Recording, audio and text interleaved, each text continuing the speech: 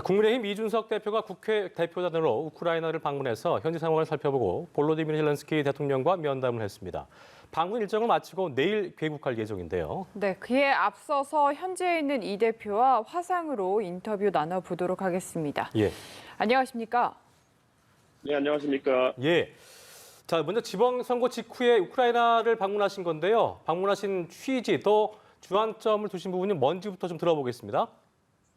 저희가 대통령 선거 과정부터 우크라이나 상황에 대해 가지고 우크라이나에 대한 지지 그리고 연대를 표명했습니다. 예. 저희 당 차원에서 그렇게 했기 때문에 저희가 당사에 그때 우크라이나 국기 모양으로 조명도 쏘고 그때 오세훈 서울시장도 화답해서 서울시청에도 우크라이나 국기 조명도 쏘고 이랬습니다. 그런데 지금 선거가 있어가지고 저희가 직접 방문을 늦춘 것뿐이지 당연히 정당 차원에서 이런 부분을 응원하고 지지를 표하기 위해 방문할 수 있는 겁니다. 그리고 이 모든 과정을 외교부와 상의해가지고 저희가 진행했습니다. 네. 지금 현재와 거리가 있다 보니까 연결 상태가 아주 고르지는 않은 것 같은데 이 부분 양해 말씀 잠깐 드려보겠고요. 예. 러시아와 지금 전쟁을 아무래도 하고 있는 상황이다 보니까 저희가 매일매일 소식을 듣고 있기는 합니다만 그래도 막상 현지에 가서 눈으로 본 상황은 또 다를 것 같습니다. 어떤 생각들 드셨는지 또 느낌이 어땠는지 좀 소감을 들어볼 수 있을까요? 저희가 일정 중에서 굉장히 많은 그런 어떤 방문 일정을 잡아가지고 소화했는데요. 먼저 이 NGO나 구호단체들이 활동하는 그 사람들과 저희가 만나서 실제로 인도적 지원에 어떤 것들이 필요하고 어떤 절차를 거쳐서 가야 되는지에 대해서 구체적인 논의를 했고요. 그리고 또 그다음에는 저희가 전쟁의 생활을 직접 겪은 그런 부차, 이르핀 같은 격전이 이뤄진 도시에서 저희가 실제 전쟁의 참상을 목격하고 또 현지에서 이건 물론 우크라이나 측 입장을 그대로 들은 것만입니다만은 얼마나 반인륜적인 범죄나 이런 전쟁 범죄들이 행해졌는지에 대해 가지고 저희가 또 설명을 들었고요. 그리고 또 키예프에 가서는 저희가 우크라이나 고위 관계자들과 실제로 한국에서 어떤 지원을 그들이 바라고 있는지 이런 것들에 대해서 얘기를 나눴습니다. 자, 볼로디미르 젤렌스키 대통령과 면담을 하셨는데 지금 얘기하셨던 것처럼 한국 정부 여당에 어떤 지원을 요청하던가요? 아무래도 우크라이나 입장에서는 전쟁이 진행되고 있는 과정이다 보니까 직접적인 어떤 무기의 지원이나 이런 것들을 바라는 마음이 컸던 것 같습니다. 예. 그리고 그 뒤에 전후 재건 사업이나 이런 것들에 대해 가지고도 한국이 인프라 구축이나 이런 것에 대해 가지고 경험이 많고 그리고 또 빠른 발전이 이런 나라이기 때문에 같이 할 수 있는 합작 회사를 세운다든지 아니면 특정 도시의 재건에 기여한다든지 이런 것들을 했으면 좋겠다는 아주 구체적인 어떤 제안들을 했었고요. 이런 부분 나중에 제가 본국으로 가면은 우리 관계자들 또 그리고 대통령님께 공유를 할 내용들입니다. 다만 그런데 이제 무기 지원이나 이런 부분 같은 경우에는 아주 정치적으로도 국제적으로도 민감한 부분이기 때문에 그들의 입장을 저희가 전달하겠다라는 이야기 정도만 했습니다. 그러면 이 재건 사업과 관련된 부분에서는 향후 이제 국내로 돌아와서 어떤 방향으로든 좀 함께할 수 있는 부분이 있다고 보시는 건가요? 아무래도 우크라이나가 농업 면에서도 굉장히 자원이 풍부한 나라이고 그리고 그 외에도 광물이나 이런 자원도 풍부하기 때문에 우리가 그 어떤 재건 사업을 한다면은 그런 같이 경제 발전할 수 있는 여러 요소들도 같이 검토해야 된다 이런 생각이고 그런 측면에서 우크라이나가 할 수 있는 좋은 제안들 저희가 많이 경청했고 뭐 이런 부분은 국가 간의 이야기니까 제가 방송에서 말하는 것은 좀 부적절하다 생각하고 다만 정확하게 전달하도록 하겠습니다. 자, 출국하시기 전에 혁신위원회 출범 구상을 좀 띄우고 가셨는데 대표님께서 생각하시는 혁신의 역할 또 당 쇄신 방향이 어떤지 궁금합니다. 좀 들어볼까요? 저는 당 혁신에 대해 가지고 무수히 많은 생각들이 있습니다. 저한테 만약에 오늘 독재자의 권한이 주어진다면 당 혁신도 할 수 있습니다. 그런데 당 혁신이라는 거는 절차적 정당성이 중요하고 여럿의 총의를 모으는 게 중요하기 때문에 이번에 뭐 많은 분들께서 공정하다고 신뢰하시는 최재형 위원장으로 선임해 놓고 제가 출국을 한 겁니다. 그리고 그 위원회 구성이라든지 이런 것들도 제가 위원장을 추천했으니까 나머지 최고위원분들께서 한 분씩 좀 추천해 달라 이렇게 하고 왔거든요. 그 절차에 따라 가지고 추천 과정이 진행 중인 걸로 알고 있고요. 그래가지고 저는 그 혁신위에서 나온 혁신안을 우리 당 구성원들이 검토하고 그것을 따르면 된다 이렇게 생각합니다. 저도 혁신위가 뭘 할지 몰라요. 근데 뭔지 모르는데 벌써부터 반발하시는 분들은 뭐가 그렇게 찔리기에 벌써부터 반발하시는지 모르겠습니다.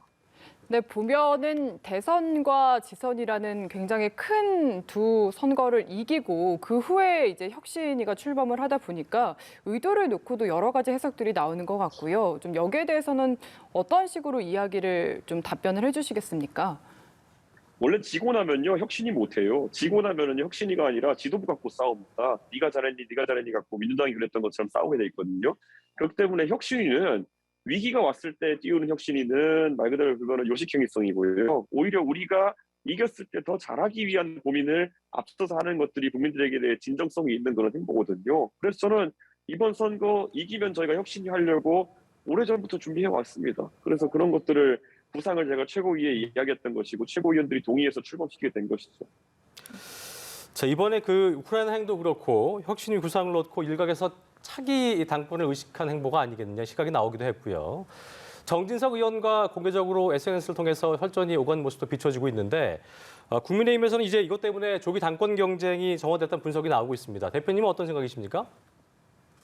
정진석 그 부의장께서 뭐 본인은 당내 어른으로서 선배로서 이렇게 말씀하셨다고 하는 거지 본인이 만약에 당권에 관심이 있어서 그런 말씀하셨다고 한다면 그건 굉장히 부적절한 어떤 처사였을 것이다. 저는 그렇게 보지는 않습니다. 그리고 당내에서 정진석 부의장님이 뭐 당권 주자로 거론하는 분들도 많지 않은 건 사실이고요. 그렇기 때문에 저는 그런 의도가 전혀 아닐 것이라고 생각하고 그런 분에 대한 오해는 없습니다. 그렇기 때문에 이것을 당권 경쟁인 것처럼 말하는 거는 애초에 좀 당내 분란을 부추기려고 하는 분들의 생각이냐. 그리고 공천에 대한 어떤 혁신이라고 하는 것들, 이거는 최재형 위원장께서 어떤 생각을 갖고 계신지 모르겠지만은 그 시스템이 뭔지 나오지도 않았는데 먼저 선제적으로 반발하는 거는 뭔가 개혁적으로 혁신적으로 공천제도를 바꾸면은 내가 불리하겠네라는 생각을 갖고 있는 분들의 조직적 저항이 아닐까 이런 생각을 합니다. 네. 근데 보면은 정진석 의원도 그렇고요. 권성동 원내대표도 좀 이르다라는 식의 의견을 내놨거든요. 그래서 이런 부분들을 놓고 당내 친윤 인사들이 이준석 대표를 견제하는 것이다라는 의견들이 나오고 있습니다. 어떻게 생각하십니까? 권성동 원내대표는 이르다는 생각을 했지만은 그 자리에서 최고위에서 논의돼가지고 어떤 취지인지 설명을 받고는 동의해가지고 저희가 혁신위가 출범을 하기로 한 겁니다. 그렇기 때문에 권성동 원내대표께서 이 속도에 대한 이견은 있을 수 있겠지만은 그거는 당대표가 판단할 수 있는 겁니다. 지금 혁신위가 필요하다. 이 혁신위의 필요성과 불필요성에 대해 논란이 있을 수 있겠지만은 시점이나 이런 것에 대해 가지고는 당대표가 전략적인 선택을 하는 것이고 책임을 지는 것이거든요. 그럼 그 속도를 당대표가 정하면 누가 정하겠습니까? 그러니까 그거는 권성동 원내대표의 생각도 제가 알고 있고 그것이 어떤 공천 갈등처럼 비화되지 않도록 하는 것은 당내 구성원들의 역할. 지금 보면은 다들 머릿속에 공천밖에 없는 것 같아요. 네. 예. 자, 그 천하람 의원도 한 라디오 방송에서 얘기하기도 했었고 시기적으로 지금이 이제 어떤 공천 제도에 좀 손을 댈 수 있는 시간이다. 그러니까 지방선거 때도 가까워져서 그런 얘기를 했더니 지금 이걸 건드리면 안 되기 때문에 시기적으로 이제 총선이 2년 정도 남았으니까 지금 건드린 게 조금 뭐 시기적으로 적절하다는 얘기를 하기도 했었거든요. 대표님도 같은 생각이신 거죠? 그러니까 그게 정상적인 이야기입니다. 저희가 수능제도라든지 아니면은 어떤 입시제도를 바꾸려고 그러면은 보통 중학생들을 타겟으로 해서 그때부터 교육제도를 바꿔 나가거든요. 예. 3년 정도 시간을 두고 이제 입시제도를 바꾸는 것이죠.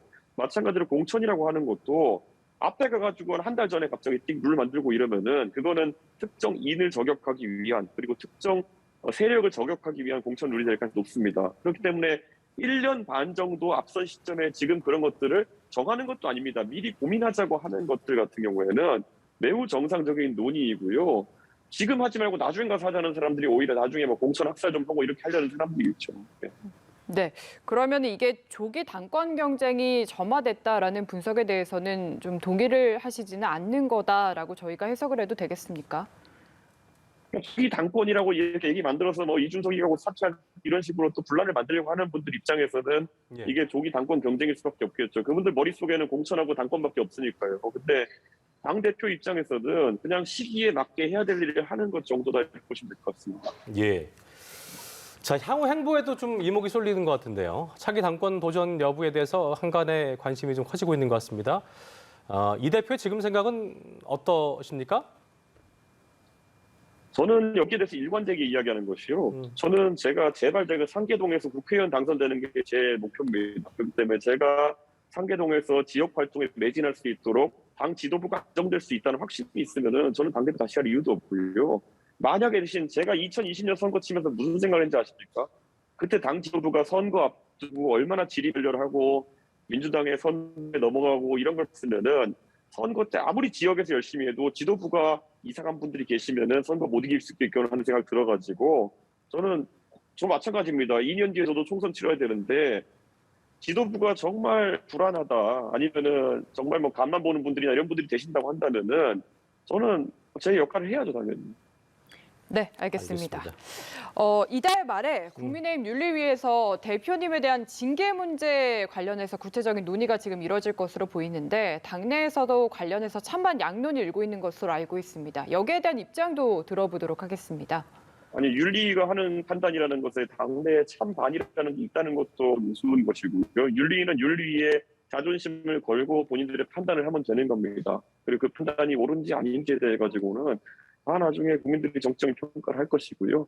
그리고 무엇보다도 윤리위 저는 공개를 하자 그랬습니다.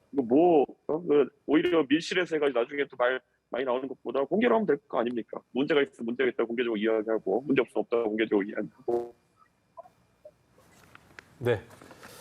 자, 연결 상태가 다시 좀 고르지 못한지 여러분께 다시 한번 사과 말씀드리겠고요. 자, 일정 마치시고 이제 한국으로 돌아오실 텐데요. 오셔서 우선적으로 처리하실 과제가 좀 많이 있을 것 같습니다. 어떤 게 있을까요? 저는 이런 생각합니다. 제가 지난 1년 동안에 6월 11일 날 취임을 했거든요. 그다음에 1년 동안 대선 치르고 지선 치르고 이러면서 저는 선거 운동밖에 안 했어요. 선거 운동, 선거 관리밖에 안 했거든요. 근데 제가 당대표가 될 때는 수많은 당의 개혁 과제라든지 이런 정치 정당 개혁 과제 같은 것들을 하고 싶어서 제가 당대표 하는 것인데 이제 선거 끝나고 2번 선거 이어가지고 슬슬 그럼 정치 개혁, 정당 개혁 한번 우리가 아젠다를 만들어 나가볼까 이렇게 생각하니까 이제 이겼는데 내려와라 뭐 이런 얘기하는 사람들이 있거든요. 정말 어이가 없습니다. 진짜 보면은 지금부터 정치개혁, 정당개혁에 매진할 수 있도록 하겠습니다. 네. 아무쪼록 교육 잘 하시고요. 오늘 말씀 고맙습니다. 네, 감사합니다. 예.